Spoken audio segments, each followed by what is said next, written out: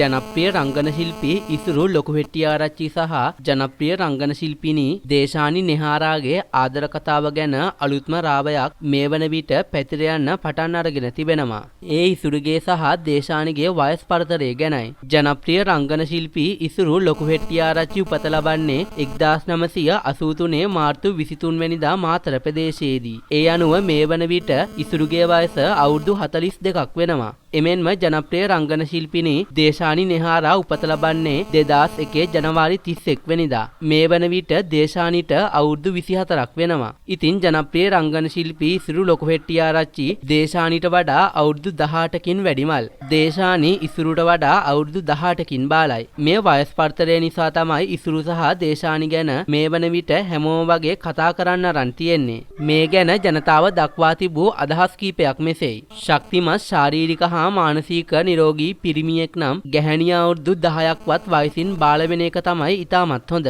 කාන්තාවගේ අවුරුදු 45 පනිද්දී එනර්ජි එක වැඩ නවතිනවා. ශාරීරික හා මානසික නිරෝගී පිරිමින් අවුරුදු 60 පෙන්නත් එනර්ජි එක දුවනවා. ගැමුණු ගම්ලත් කියලා කෙනෙක් මෙසේ කියලා තිබුණා. ඇයි අප්පා මේ වගේ පොඩි කෙල්ලෝ අපිට සෙට් වෙන්නේ නැත්තේ? ඉතින් මොවුන් දෙදෙනාගේ වයස් පරතරය ගැන ඔබ මොකද හිතන්නේ? ඒ ගැන ඔබගේ අදහසත් පහතින් කමෙන්ට් කරන් යන්නත් අමතක කරන්න එපා.